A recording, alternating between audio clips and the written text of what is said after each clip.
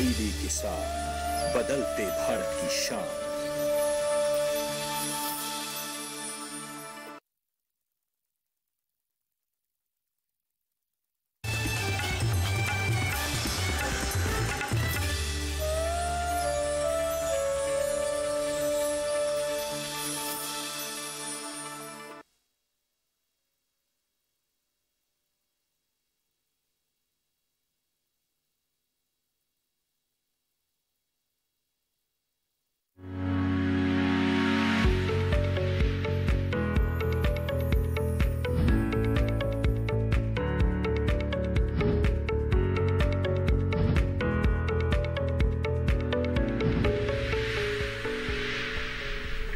नमस्कार, स्वागत है आपका हेलो किसान में। आपके साथ मैं हूं अंजू सिंह। हेलो किसान, आप किसानों का अपना मनपसंद लाइव फोन इन कार्यक्रम, जहां हम बात करते हैं किसानों से जुड़े ऐसे विषयों के बारे में जिनके बारे में कई बार उन्हें और जगहों से जानकारी नहीं मिल पाती है। इसीलिए मंच 1 घंटे के लिए आपके लिए, जहां पर अलग अलग क्षेत्र से जुड़े हुए विशेषज्ञ कार्यक्रम में मौजूद रहते हैं और आपके सवालों के जवाब देते हैं।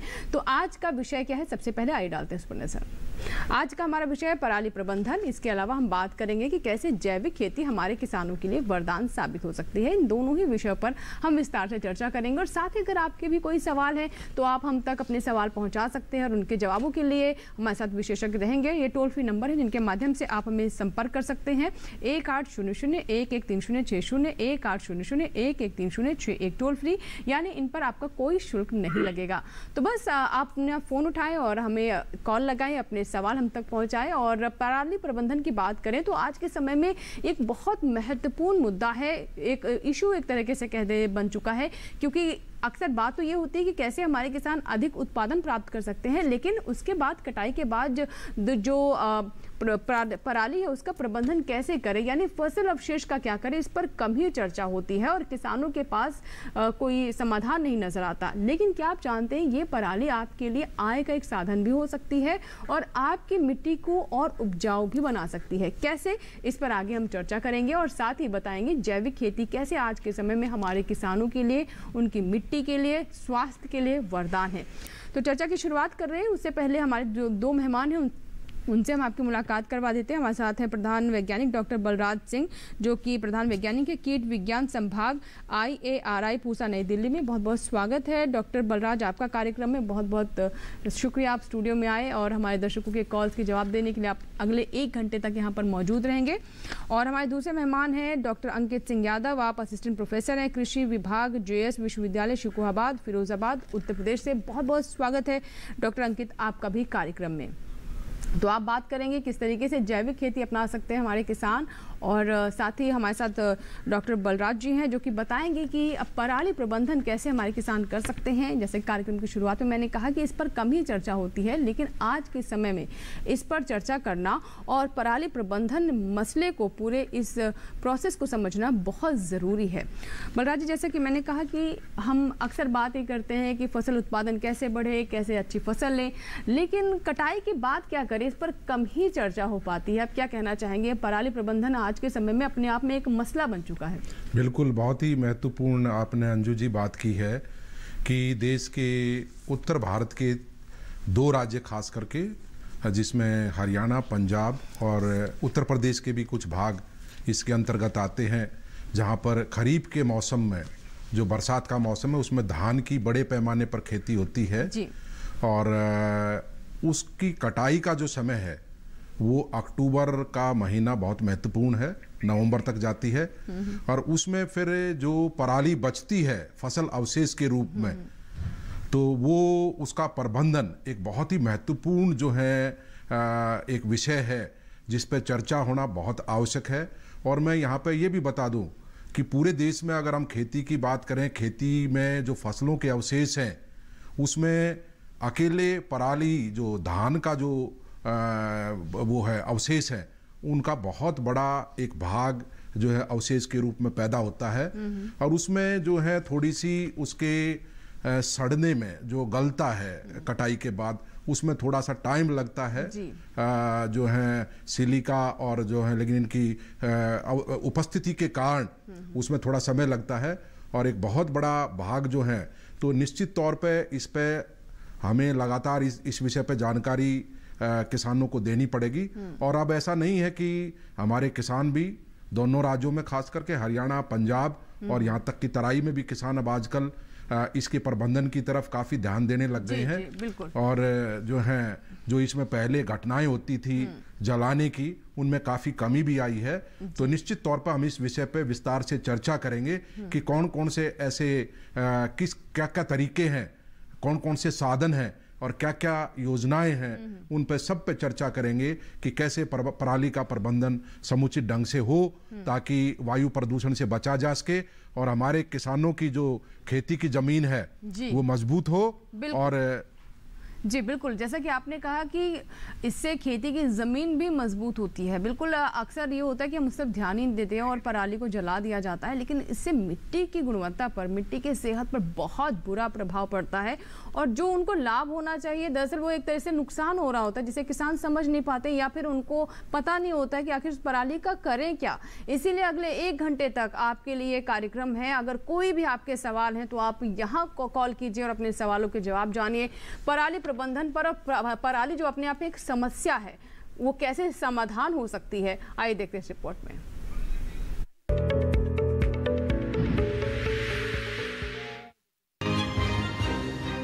खरीफ की फसल धान की कटाई के बाद खेत में बचे फसल अवशेष को पराली कहते हैं। भारत में हर साल तकरीबन 388 मिलियन टन फसल अवशेष का उत्पादन होता है।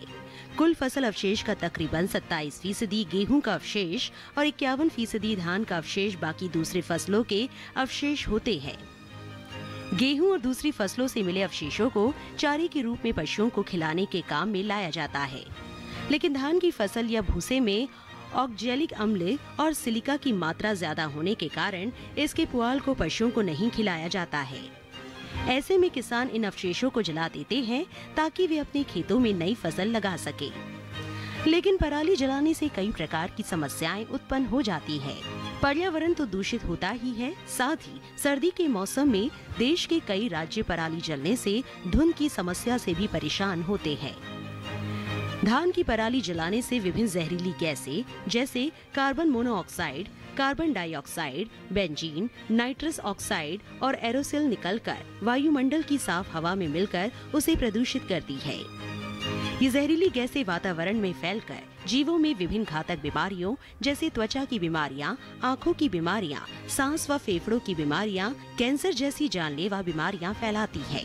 ऐसे में पराली प्रबंधन करना बेहद जरूरी हो जाता है। किसान कृषि विशेषज्ञों के अनुसार पराली का उपयोग बेहतर खाद तैयार कर फसल उपजाने में इस्तेमाल कर सकते हैं।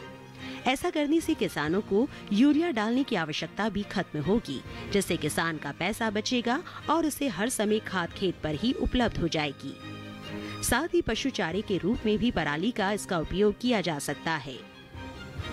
इसके अलावा धान के पुआल से प्रचुर मात्रा में बायोगैस का उत्पादन किया जा सकता है। ये बायोगैस वाहनों में सीएनजी के स्थान पर इस्तेमाल किया जा सकता है। सरकार की ओर से बायोगैस उत्पादन पर विभिन्न सब्सिडी भी मुहैया कराई जा रही है। इसके अलावा धान के पुआल का इस्तेमाल बिजली उत्पादन के लिए भी किया जा सकता है। बायोगैस आधारित बिजली संयंत्रों को बढ़ावा देने के लिए सरकार विभिन्न प्रोत्साहित योजनाएं भी चला रही है, जिसका लाभ हमारे किसान भाई उठा सकते हैं और पराली प्रबंधन कर विभिन्न प्रकार की समस्याओं से छुटकारा भी पा सकते हैं।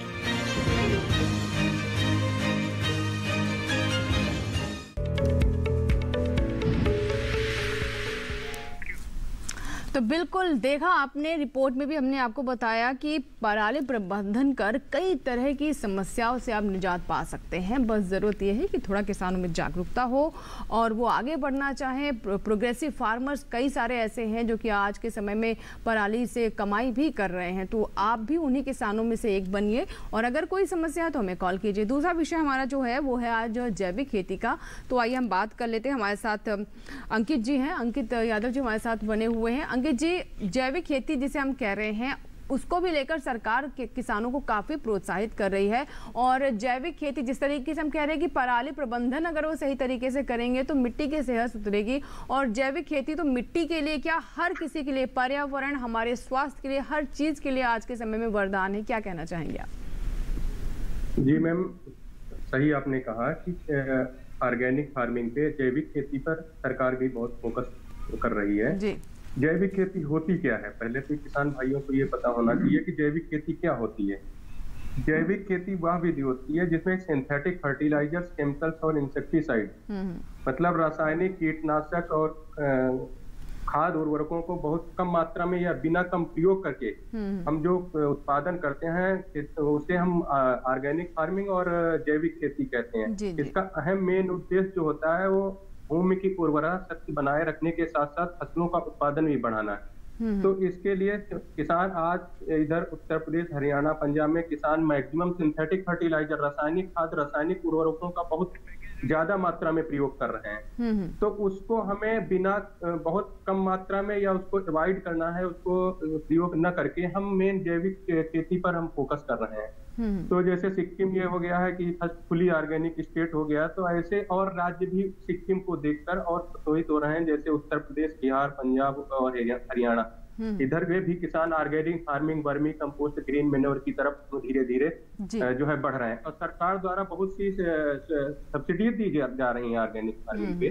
तो किसानों को ये मेन फोकस जो है ऑर्गेनिक फार्मिंग पर बिल्कुल। ऑर्गेनिक फार्मिंग वैसे तो ये कोई नई चीज नहीं है, लेकिन कुछ वर्षों से, कुछ दशकों से ये हो गया कि किसान ज्यादा उत्पादन लेने के लिए इसे भूल से गए हैं। तो ये कोई नई बात नहीं है, बस ज़रूरत ये है कि जो हमें पुरानी बातें सिखाई गई थी उन्हीं को हम दोहराएं, उन्हीं को फिर से अपनाएं।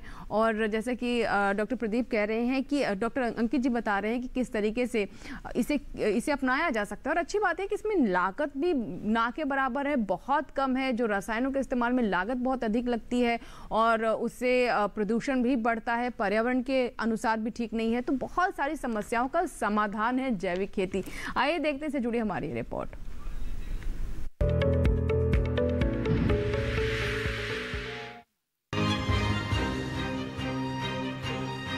जैविक खेती देसी खेती का आधुनिक तरीका है, जहां प्रकृति एवं पर्यावरण को संतुलित रखते हुए खेती की जाती है। इसमें रासायनिक खाद, कीटनाशकों का उपयोग नहीं कर खेत में गोबर की खाद, कंपोस्ट, जीवाणु खाद, फसल अवशेष, फसल चक्र और प्रकृति में उपलब्ध खनिज जैसे रॉक फॉस्फेट, जिप्सम आदि द्वारा पौधों के पोषक तत्व दिए जाते हैं। साथ ही साथ फसल को प्रकृति में उपलब्ध मित्र कीटों, जीवाणुओं और जैविक कीटनाशकों द्वारा हानिकारक कीटों तथा बीमारियों से बचाया जाता है। जैविक उत्पाद हमारी सेहत के लिए सबसे कारगर है। जैविक उत्पाद खाने से तमाम बीमारियां दूर रहती हैं और शरीर स्वस्थ रहता है। खेती की लागत कम आती है और उत्पादन भरपूर मिलता है। यही वजह है कि सरकार की ओर से कृषि उत्पादन को बढ़ावा देने के लिए जैविक खेती को लगातार बढ़ावा दिया जा रहा है। जैविक खेती से मिट्टी की उर्वरा शक्ति भी बच रही है, साथ ही प्रदूषण नियंत्रण की दिशा में बेहतर काम हो रहा है। लोगों के मन में जैविक उत्पाद के प्रति आकर्षण भी बढ़ा है। इस वजह से भी किसानों को जैविक उपज का भरपूर मूल्य मिल रहा है। सरकार की ओर से भी जैविक खेती को बढ़ावा देने के लिए किसानों को जागरूक किया जा रहा है। जैविक खेती प्रबंधन में रासायनिक कीटनाशकों को प्रयोग नहीं किया जाता है। इस प्रबंधन में स्थानीय स्रोतों का ज्यादा से ज्यादा इस्तेमाल होता है। जैविक खेती करते समय कुछ विशेष बातों का खास ख्याल रखना चाहिए, जैसे मृदा प्रबंधन, खरपतवार प्रबंधन और फसल विविधता इत्यादि। जैविक खेती में खरपतवारों का नियंत्रण निराई गुड़ाई द्वारा ही करना चाहिए। जैविक खेती के अंतर्गत कीट व रोगों का नियंत्रण भी जैविक साधनों द्वारा ही किया जाना चाहिए। इस विधि द्वारा खेती करने से उत्पादन की लागत तो कम होती ही है, इसके साथ ही कृषक भाइयों को आय अधिक प्राप्त होती है तथा अंतर्राष्ट्रीय बाजार की स्पर्धा में जैविक उत्पाद अधिक खरे उतरते हैं। दाम अधिक होने के बावजूद भी जैविक उत्पादों की मांग बाजार में हमेशा ही बनी रहती है, जिसके फलस्वरूप सामान्य उत्पादन की अपेक्षा में कृषक भाई अधिक लाभ प्राप्त कर सकते हैं। आधुनिक समय में निरंतर बढ़ती हुई जनसंख्या, पर्यावरण प्रदूषण, भूमि की उर्वरा शक्ति का संरक्षण एवं मानव स्वास्थ्य के लिए जैविक खेती की राह अत्यंत लाभदायक है।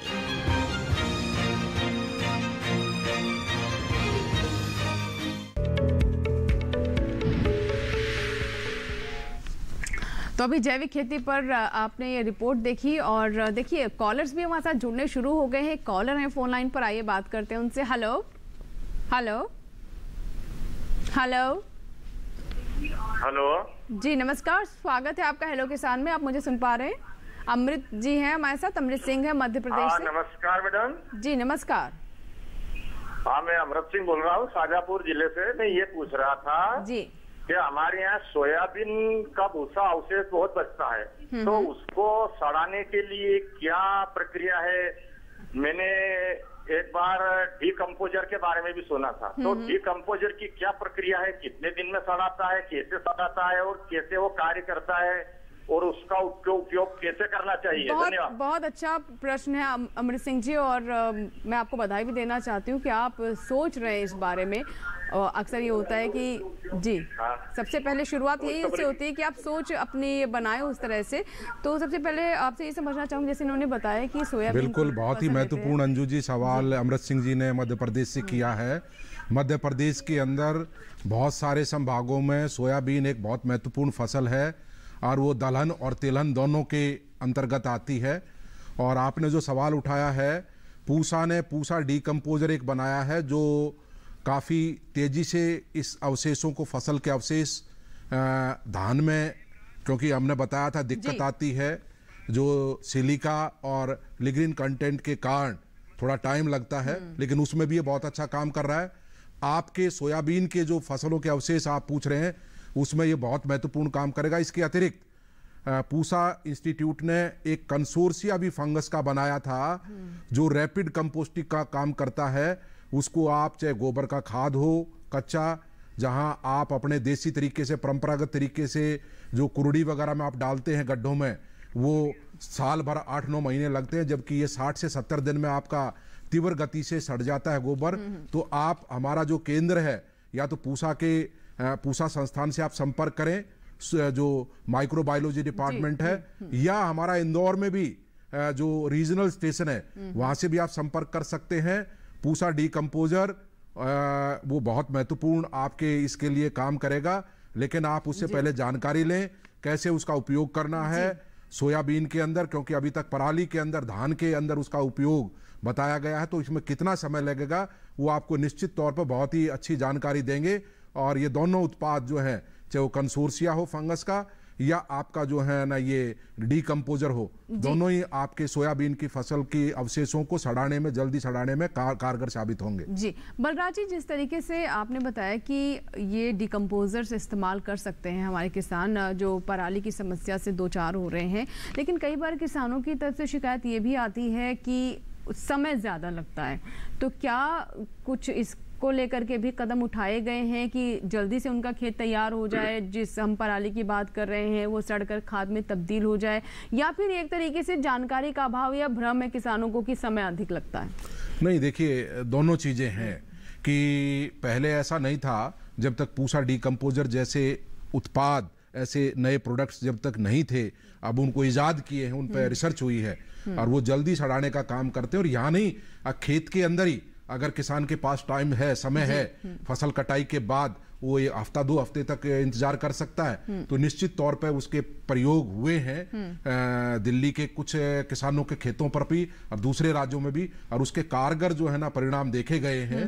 और दूसरा मैं ये कहूँगा कि जरूरी नहीं कि आप इन सीटू आप उसका प्रबंधन की बात करें, एक्स सीटू अगर कोई इकट्ठा करके खेत के अंदर और एक खेत के बाहर, तो आप इकट्ठा करके उस पराली को पूरी को या कोई भी फसल के अवशेष है उनका ढेर लगा के और उनको आप अकेले बिल्कुल उसमें और कोई आप चीज नहीं मिलाई, या दोनों तरीके से कि आपने फसल अवशेष और उसमें गोबर का खाद भी डाल दिया, कच्चा गोबर भी डाला, और उसमें आप इस तरीके के उत्पादों को डीकम्पोजर या कंसोर्सिया या दूसरे और कोई भी इस तरीके के हमारे जो वो हैं जो पूसा संस्थान ने या दूसरे विश्वविद्यालयों ने बनाए हैं, उनका अगर उपयोग करेंगे तो निश्चित तौर पे वो जल्दी सड़ाने का काम करेंगे। और उसके कई फायदे होंगे। अगर जब आप ऐसे उनका उत्पादों का उपयोग करते हैं तो उससे खरपतवारों के बीज, और कोई दूसरी चीजें भी खत्म हो जाती जी है। बिल्कुल, तो ये बहुत अच्छा आपने एक तरीका बताया। कई बार किसानों को ये होता है कि बहुत समय तक खेत वो खाली नहीं छोड़ सकते, उन्हें अगली फसल लेनी है, और ऐसे में कहीं ऐसा ना हो कि जो अवशेष की हम बात कर रहे हैं उनको गलने में समय लगे। तो ये भी तरीका है आपके पास कि आप इकट्ठा कर लें और जिन डिकम्पोजर्स की बात करें उसका इस्तेमाल करें, अलग से आपके लिए खाद तैयार होगी जिसे आप अगली फसल में भी इस्तेमाल कर सकते हैं। तो तरीके बहुत हैं, बस ज़रूरत यह है कि इसे अपनाने के लिए आपको खुद भी आगे बढ़ना होगा। फिलहाल हमारे लिए वक्त हो गया छोटे से ब्रेक का, कहीं मत जाएगा। ब्रेक के बाद भी हेलो किसान जारी है। आज हम बात कर रहे हैं पराली प्रबंधन पर और साथ ही जैविक खेती कैसे हमारे किसानों के लिए साबित हो रही है वरदान। छोटा सा ब्रेक।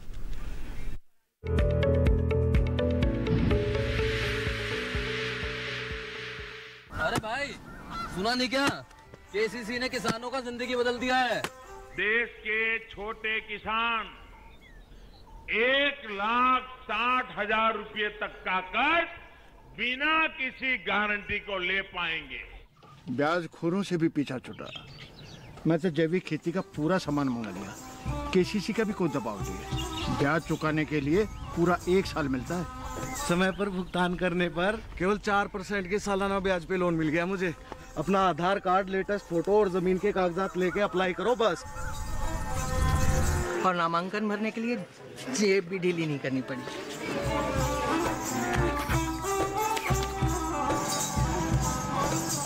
चाचा, उधार चुकाने के 24 घंटे के बाद उतने ही पैसे वापस निकाल सकते हैं। केसीसी ने किसानों की जिंदगी वाकई बदल दी है। तो आप भी किसान क्रेडिट कार्ड अपनाएं और सहजता से ऋण पाएं।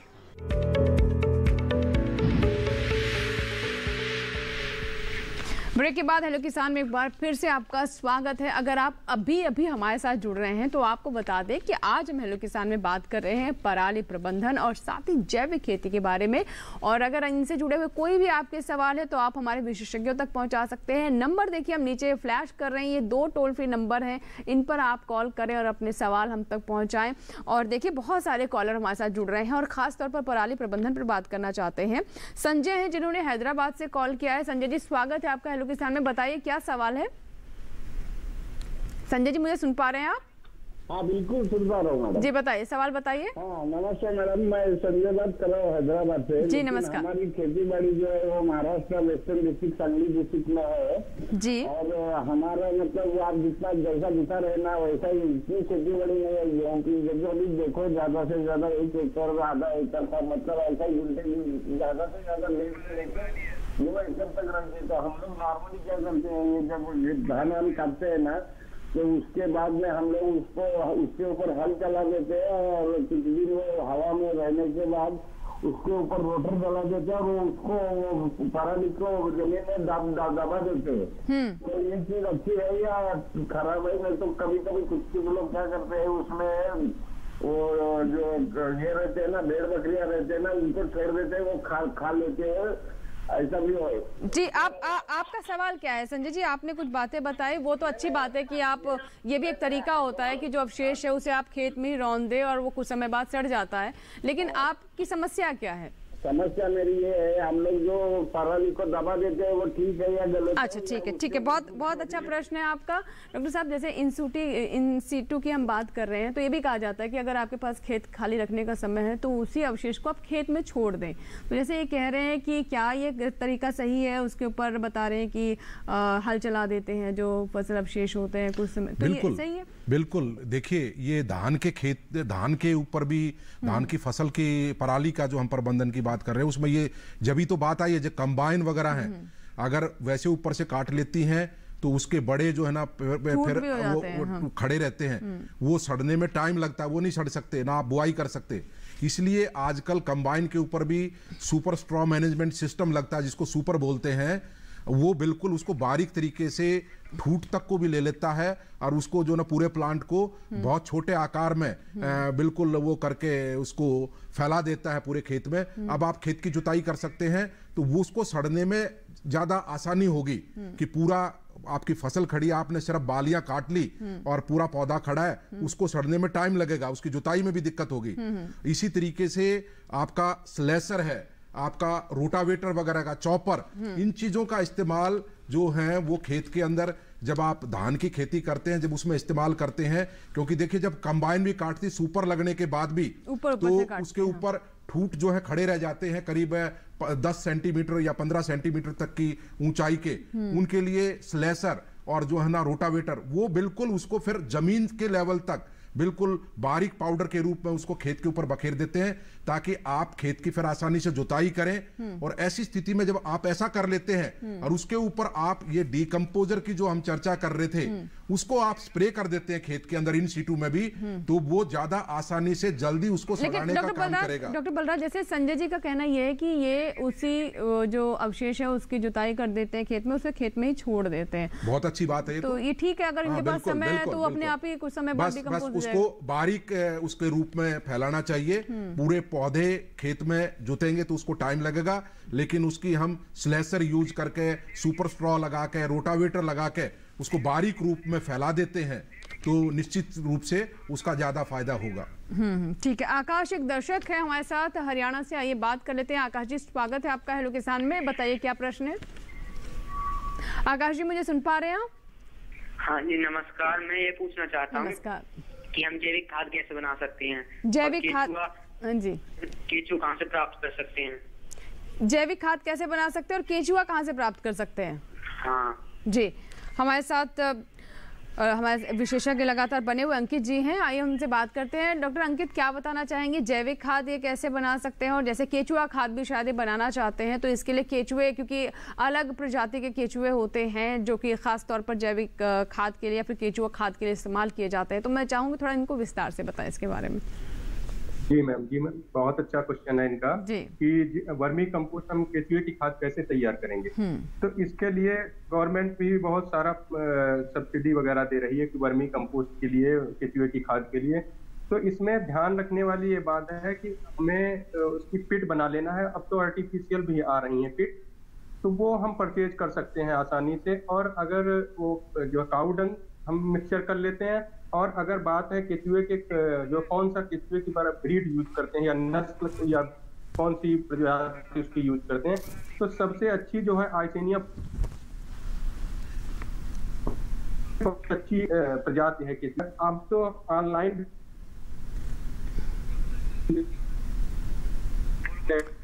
अंकित जी, क्या मुझे हम उसको केंचुए को आसानी से प्राप्त कर सकते हैं। अंकित जी, मैं चाहूंगी जो आपने अभी प्रजाति के बारे में बताया एक बार फिर से दोहरा दें, आपकी बीच में आवाज गायब हो गई थी।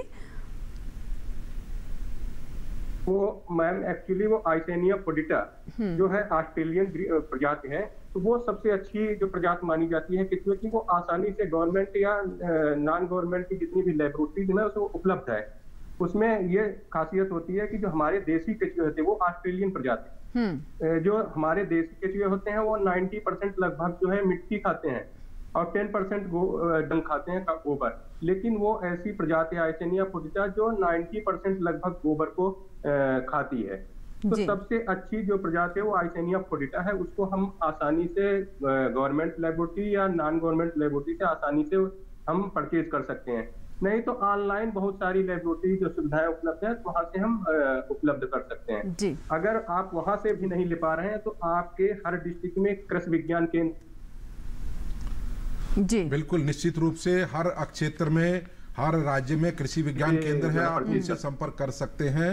एक बार मैं चाहूंगी जो किस्म के बारे में बता रहे हैं केंचुए की, ऑस्ट्रेलियन जो प्रजाति है उसका ज्यादातर हम केंचुए की खाद बनाने में उपयोग करते हैं। तो आपका जो सवाल हरियाणा से जो अभी हमारे साथी पूछ रहे थे, वो आप अपने नजदीकी कृषि विज्ञान केंद्र से संपर्क करें। और सरकार की योजनाएं भी हैं, और आजकल आप सीमेंट का टैंक बनाने की बजाय प्लास्टिक के रेडीमेड भी उसके टैंक आते हैं जो उस रूप में काम करते हैं। हाँ जी, तो इसको आगे बढ़ा सकते हैं आप। ठीक है, एक कॉलर है, आइए बात कर लेते हैं। हेलो हेलो जी, हवा सिंह जी, स्वागत है आपका हेलो किसान में। राजस्थान से आप हमारे साथ जुड़ रहे हैं। हेलो हवा सिंह जी, क्या मुझे सुन पा रहे हैं आप? पहले आप टेलीविजन की आवाज कम कर दीजिए हवा सिंह जी, आपको हम ठीक से सुन नहीं पाएंगे, समस्या आती है, आवाज ठीक से असुविधा होती है, नहीं सुन पाते हैं जी। बताइए सवाल क्या है आपका?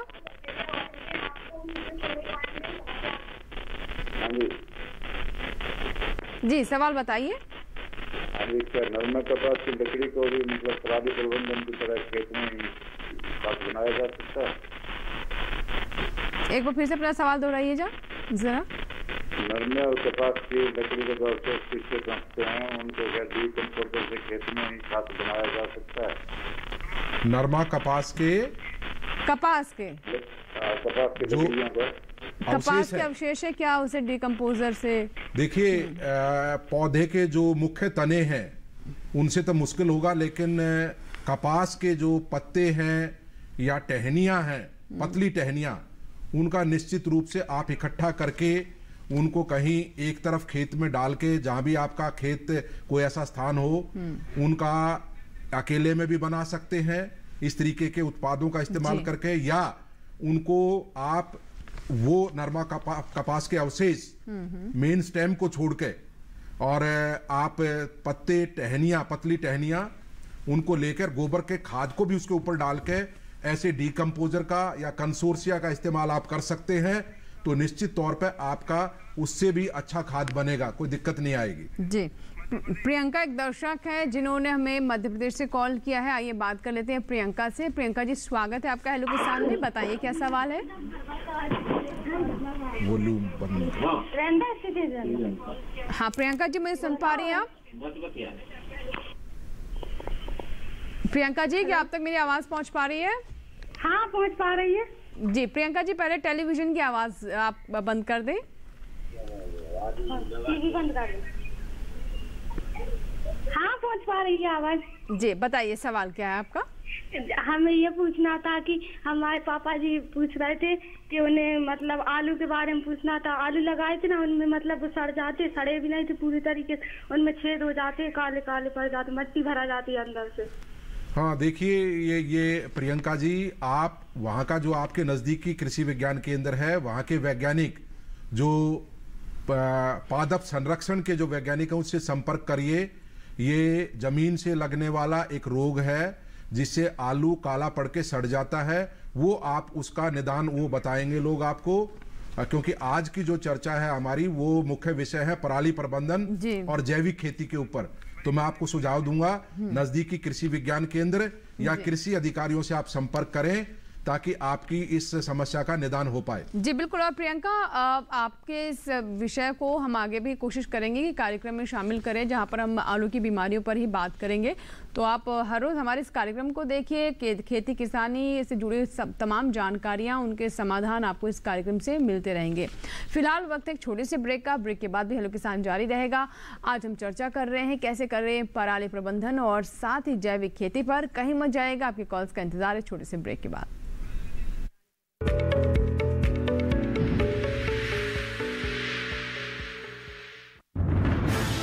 कोरोना वायरस के खतरे से बचते हुए फसल की कटाई, बिक्री, खरीद, नई फसल की जुताई और बुआई सुरक्षित हो सकती है अगर हम लगातार हाथों को साबुन और साफ पानी से नियमित अंतराल पर धोते रहें।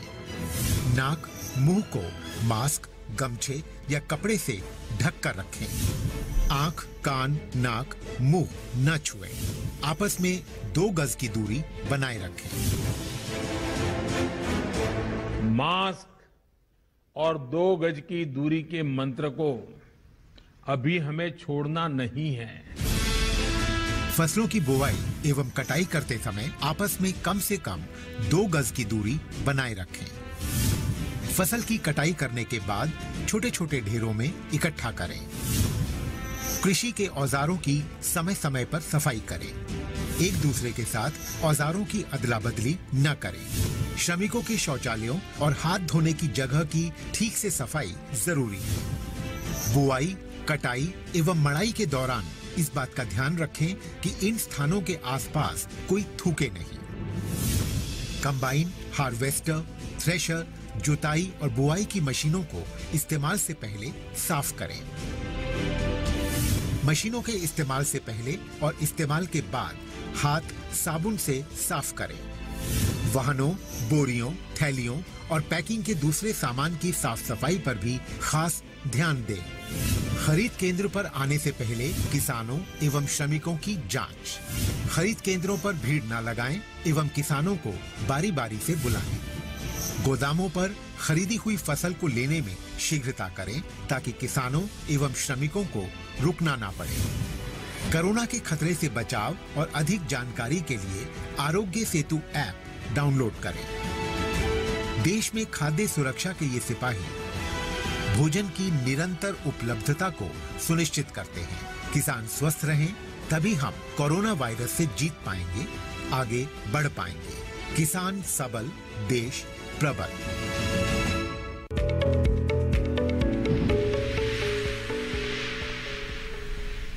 ब्रेक के बाद हेलो किसान में एक बार फिर आपका स्वागत है। हेलो किसान आपका अपना लाइव फोन इन कार्यक्रम, आपकी कॉल्स हम लगातार रिसीव कर रहे हैं और हमारे विशेषज्ञ आज के जो 2 विषय हैं यानी पराली प्रबंधन और साथ ही ऑर्गेनिक खेती, जैविक खेती कैसे हमारे किसान अपना सकते हैं, इस पर हम लगातार चर्चा कर रहे हैं और आपके सवालों के जवाब दे रहे हैं।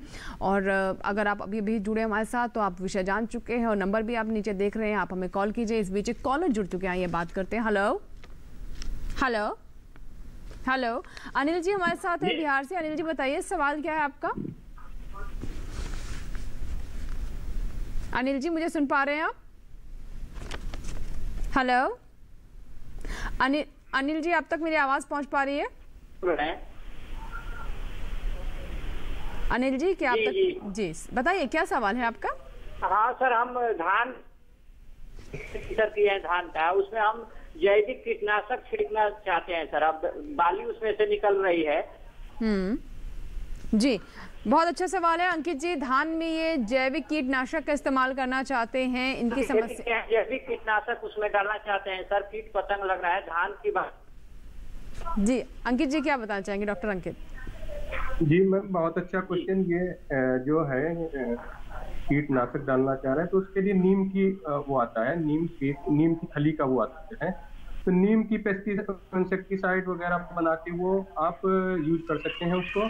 लेकिन वो एक्चुअली डिपेंड ये है कि इंसेक्ट कैसे हैं, वो निर्भर करता है इंसेक्ट किस प्रकार के हैं, कितना डैमेज कर रहे हैं, वो डिपेंड करता है किस स्टेज पर इंसेक्ट है। तो उस स्टेज को देखते हुए आप उसको, नीम की बहुत सारी इंसेक्टिसाइड बन के आ रही हैं जो मार्केट में अवेलेबल है, फुली ऑर्गेनिक, तो वो आप उपलब्ध कर सकते हैं। यदि कोई समस्या उसमें भी आ रही है, आप नहीं पहचान पा रहे हैं, आइडेंटिफाई नहीं कर पा रहे हैं किस स्टेज पे है, लार्वा पे है, प्यूपा पे है, एडल्ट पे है, किस स्टेज में है इंसेक्ट और कौन से इंसेक्ट्स लगे हैं या डिजीज कौन सी लगे, तो उसको आप, जैसे कि सर ने ऑलरेडी पहले बता चुका है कि आप नजदीकी कृषि विज्ञान केंद्र से संपर्क कर सकते हैं, उनको दिखा सकते हैं कि वो ये आपकी जो बाली है वो निकल चुकी हैं जी, तो उस पे कौन सी गंदी बग है, कौन सी है, तो कौन से इंसेक्ट है उस पर डिपेंड करता है और उनका लाइफ साइकिल और उनके स्टेज कौन सी है उस पर निर्भर करता है। उसको आप नजदीकी, सही सर ने बोला कि कृषि विज्ञान केंद्र से संपर्क करके आप उसको दिखा लें, जो वरिष्ठ वैज्ञानिक हैं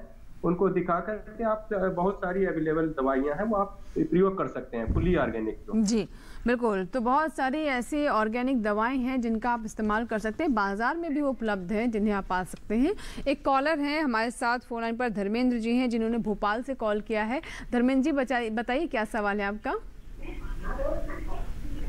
जी धर्मेंद्र जी मुझे सुन पा रहे हैं आप? जी बताएं, सवाल बताइए अपना।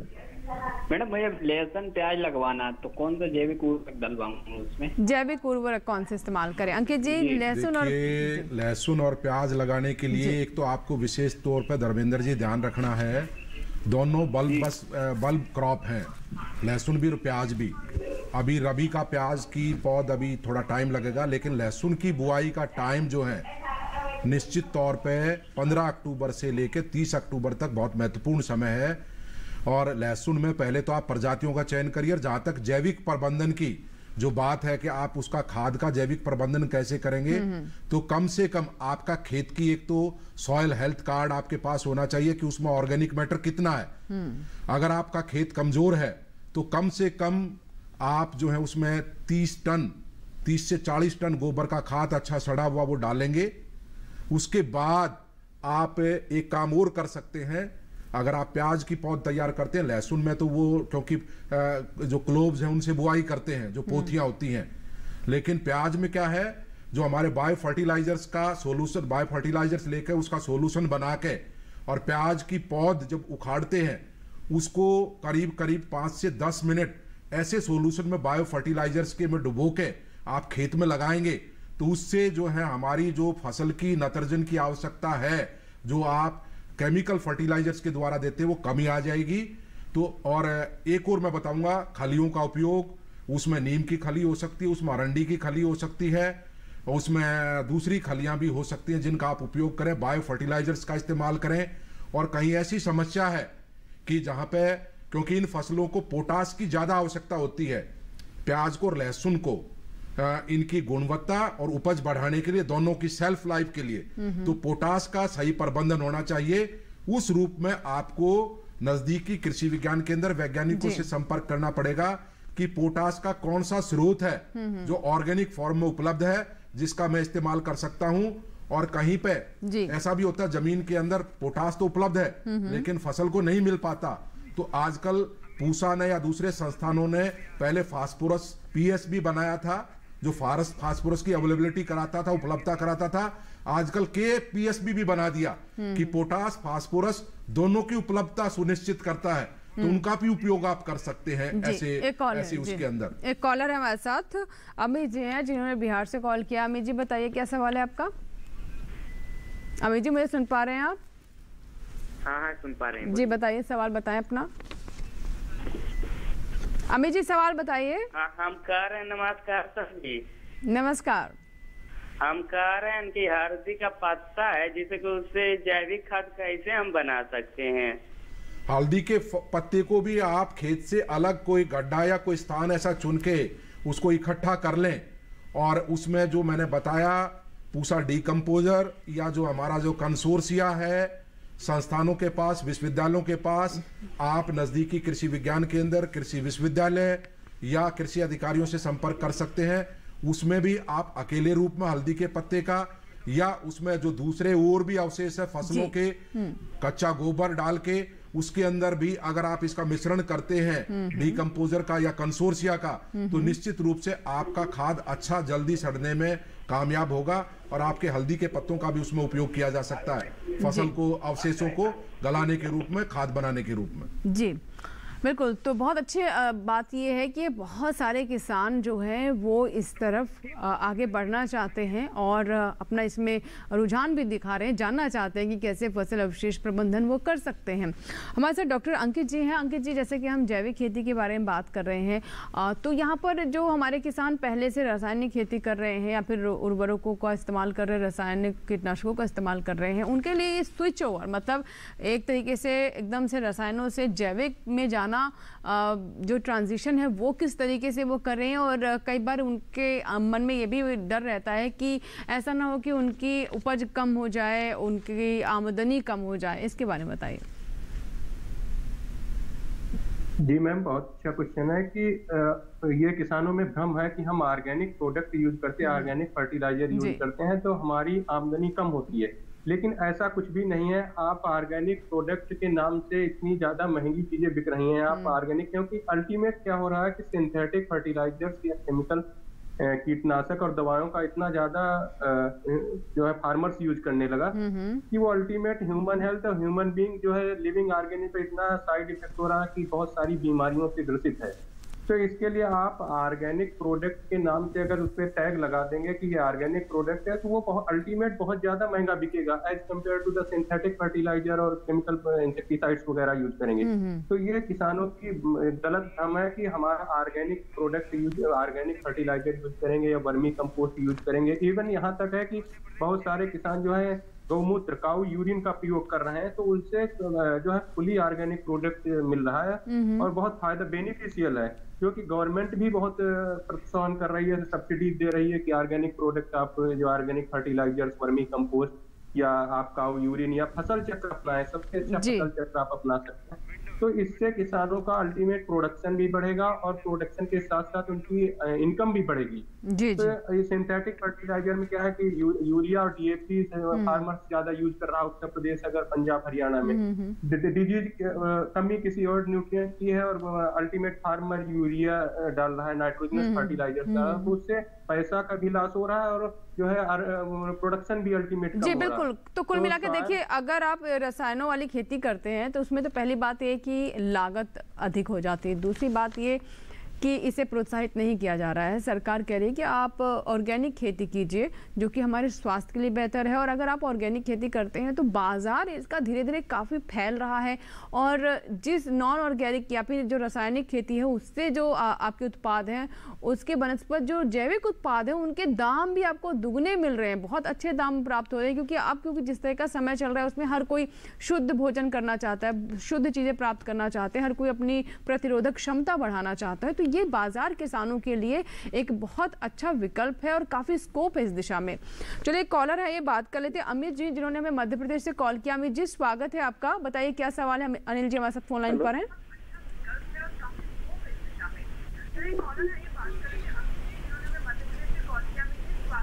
हेलो जी, पहले टेलीविजन की आवाज कम कर दीजिए अनिल जी। हाँ मैम, मध्य प्रदेश के बालाघाट जिले से बोल रहा था, अनिल राठौर जी। अनिल जी, टेलीविजन की पहले आवाज कम कर दें, हम सभी दर्शकों से अनुरोध करते हैं जी। प्रश्न पूछ जी, बताइए। मेरा ये सवाल था कि ऑर्गेनिक खाद बनाते हैं मैम, जैसे पत्तों की, तो उसमें दीमक लग जाती है, उसके लिए क्या करना चाहिए? जी अंकित जी, डॉक्टर अंकित हमारे साथ हैं, ये बता रहे हैं कि ऑर्गेनिक खाद बनाते वक्त जो पत्ते हैं उनमें दीमक लग जाते हैं, तो इसके बारे में क्या समाधान है और ऐसी समस्या आती ही क्यों है, क्या लगता है आपको? जी बिल्कुल मैम, ये जो है जैसे सपोज किसान जो है सबसे ज्यादा पत्ते जो है तुरंत गिर जा रहे हैं, उनको 2-4 दिन सूखना या पलटना उसको कुछ नहीं करता है। किसान जो है वर्मी कंपोस्ट यूज कर रहा है तो उसमें कच्चा गोबर डाल रहा है। किसान जो है तुरंत का जैसे ही वो एक दिन का, जब कम से कम 3-4 दिन बाद उसको हम जंग को यूज करना चाहिए, ऐसे ऐसे हम पत्तों को यूज करना चाहिए। दीमक सबसे बड़ा मेन जो है काज है इसका, जो है वर्मी कंपोस्ट हो गई या ऑर्गेनिक फार्मिंग पे। तो आप उसके लिए कुछ जो प्रिकॉशंस हैं, जो सावधानियां हैं, उसको जब तक आप अपनाएंगे नहीं तो दीमक अल्टीमेट प्रकोप ज्यादा होगा। अब किसान क्या कर रहे हैं कि वर्मी कंपोस्ट में एक दिन का तुरंत का गोबर यूज कर रहे हैं, तो अल्टीमेट उसमें दीमक लगेगी। इसके लिए आप कुछ प्रिकॉशंस हैं, 3-4 दिन बाद उसको यूज करें तो आपको दीमक का प्रकोप नहीं लगेगा। सेम ऐसे यही सिचुएशन पत्तों में है। आप किसी भी प्रोडक्ट को यूज कर रहे हैं, तुरंत अल्टीमेट यूज कर रहे हैं या डंग को यूज कर रहे हैं, तो वो फिर जो है अल्टीमेट दीमक लग रही है। जी बिल्कुल, और वैसे भी हम कहते भी हैं कि जब भी खाद का, गोबर की खाद का इस्तेमाल भी करें तो सड़ी हुई खाद का इस्तेमाल करें, और जो इस तरीके के पत्ते या फिर छिलके वगैरह जो पेड़ों में डाल दिए जाते हैं बिना उनको प्रोसेस किए हुए, उसे दीमक तो लगता ही, आमतौर पर हमने देखा ही है बलराज जी। बिल्कुल बिल्कुल, देखिए बहुत ही महत्वपूर्ण प्रश्न है। अगर आपको दीमक टेस्ट करनी खेत के अंदर तो कच्चा गोबर अगर उसमें डाल देते तो दीमक अपने आप आ जाएगी जहां भी होगी जी।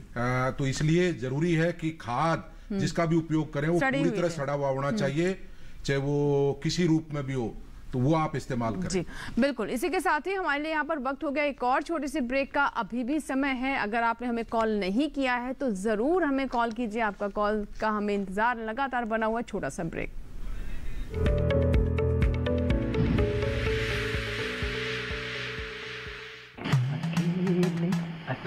अरे वाह भैया, अकेले अकेले। अरे तू भी ले, पर खाएगा कैसे? मैं ऑर्गेनिक खेती की बात कर रहा रे बेटे। अकेले अकेले खेती कब तक करेगा? मतलब गांव में 20-25 किसानों का समूह बना के पंजीकरण करवा ले, फिर सरकारी ट्रेनिंग भी मिलेगी और मुफ्त जैविक बीज खाद भी। फिर पीजीएस ऑर्गेनिक की सरकारी मोहर के साथ तेरी उपज आकर्षक पैक में पहुंचेगी बड़े बाजार तक। अच्छा हाँ। अरे भाई कहाँ चल दिया? सबको साथ लाने, आमदनी बढ़ाने। तो किसान भाई समझ गए ना, साथ मिलकर ऑर्गेनिक खेती कीजिए, अपनी परंपरा को आगे बढ़ाइए, ज्यादा मुनाफा कमाइए। माटी से प्रेम की परंपरा है परंपरागत खेती।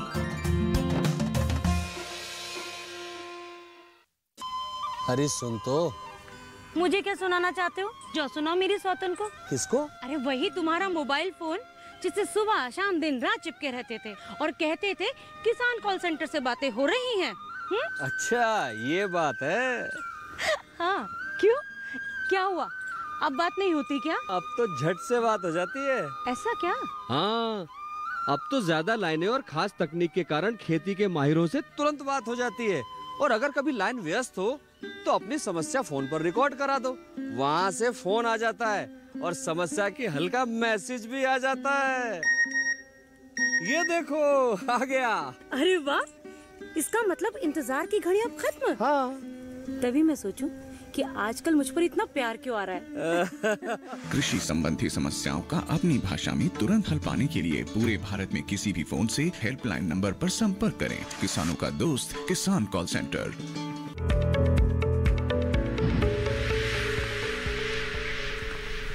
ब्रेक के बाद हेलो किसान में एक बार फिर आपका स्वागत है। आज हम बात कर रहे हैं पराली प्रबंधन और जैविक खेती पर।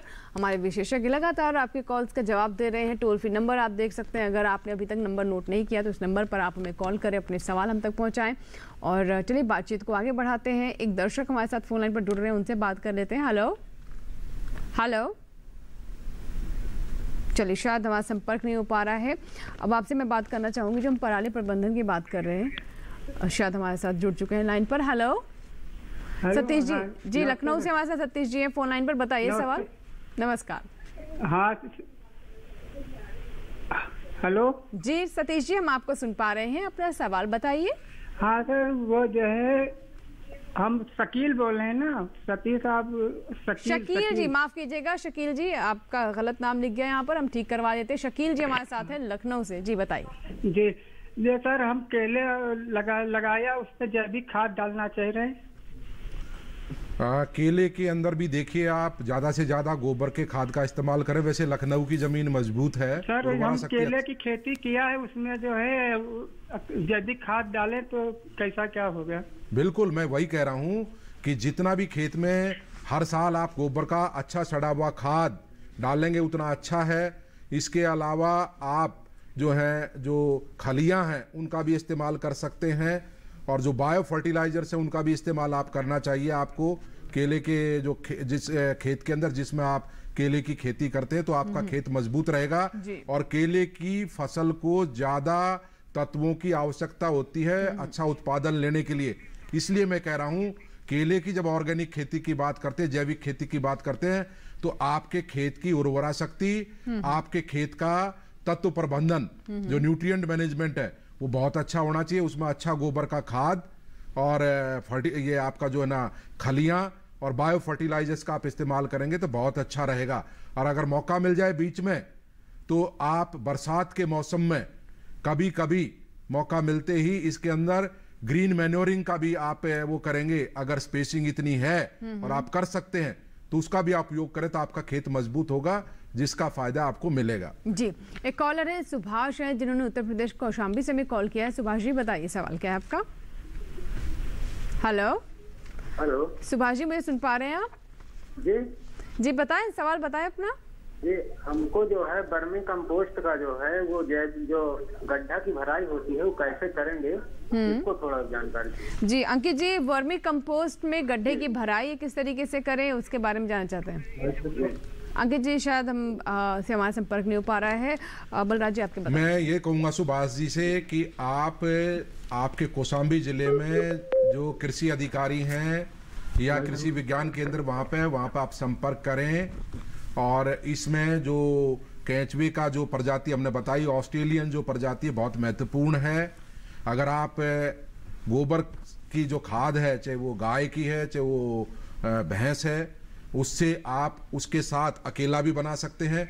इसके अतिरिक्त जो फसलों के अवशेष हैं, घास फूस, उसका भी इस्तेमाल इसमें आप कर सकते हैं, दोनों का। इसमें आप जो टैंक बनाएंगे, सीमेंट का टैंक भी बना सकते हैं।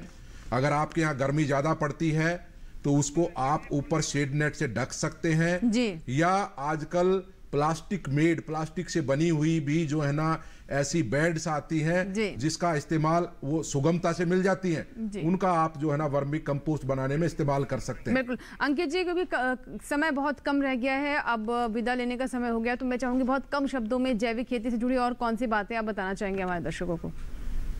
जो सबसे अंकित जी, आप तक मेरी आवाज पहुंच पा रही है?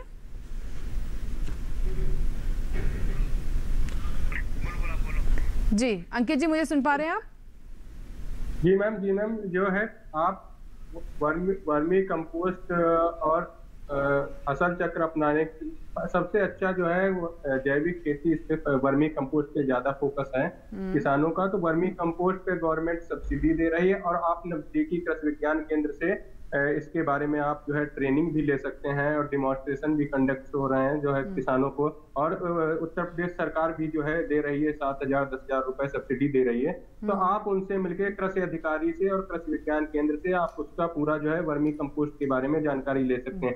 रही बात यह है कि सबसे ज्यादा आपको कौन सी प्रजाति यूज करना है, किसान ये कंफ्यूज ज्यादा है कि कौन सी हमें प्रजाति यूज करना है वर्मी कंपोस्ट में।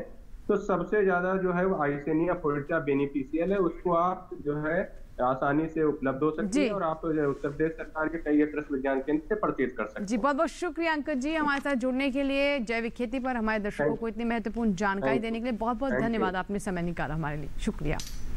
और हमारे साथ डॉक्टर बलराज जी भी है। बलराज जी आपका भी बहुत बहुत धन्यवाद, आप स्टूडियो में आए और दर्शकों के इतने सारे सवालों के जवाब दिए कि कैसे हमारे किसान पराली प्रबंधन कर सकते हैं, क्योंकि आज के समय में ये बहुत ज़रूरी है कि किसान समझे कि कैसे पराली उनके लिए एक समस्या नहीं बल्कि एक अच्छा विकल्प है, एक अवसर है जिसे वो अवसर की तरह लें और उससे लाभ भी ले सकते हैं। इसके बारे में बहुत विस्तार से और बहुत महत्वपूर्ण जानकारी बलराज जी ने हमारे साथ साझा की। बहुत बहुत धन्यवाद एक बार फिर से आपका। और इसी के साथ ही यहाँ लेंगे आपसे विदा, लेकिन कल का विषय क्या है हेलो किसान का, आइए डालते हैं उस पर नजर। कल का हमारा विषय है सरसों की बुआई एवं उन्नत बीज, साथ ही हम बात करेंगे वैज्ञानिक पद्धति से गन्ने की सह फसली खेती के बारे में।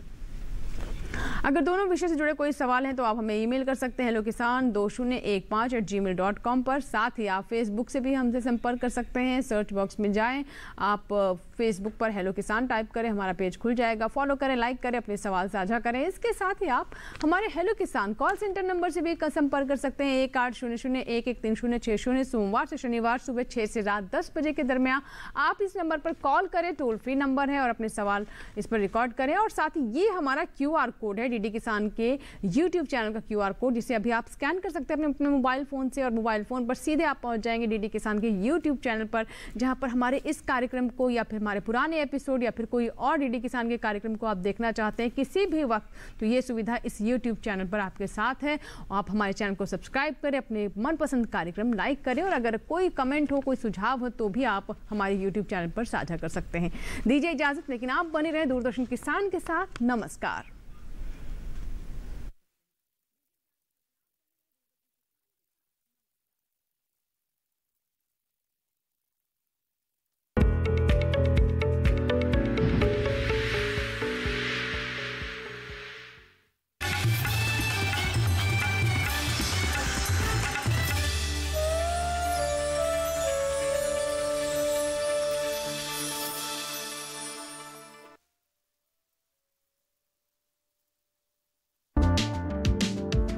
क्या है ये मृदा स्वास्थ्य कार्ड योजना?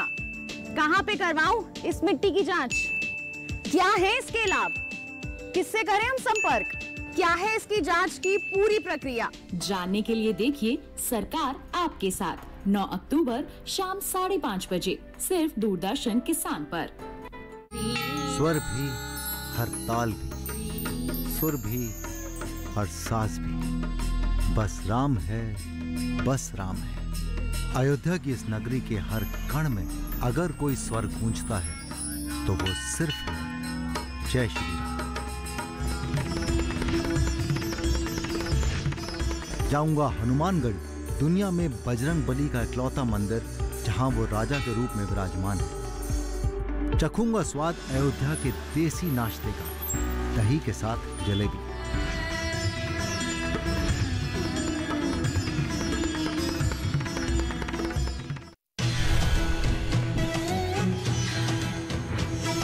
पशुओं की सुरक्षा का पहरेदार, माटी का लाल, जन धन का रक्षक, अपना पशु चिकित्सक, केवल दूरदर्शन किसान पर। रिश्तों की अजब कहानी है,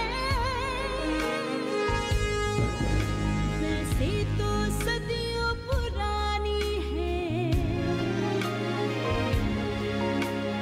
मंज़र जादू नगरी के, हैरत वाली कहानी है।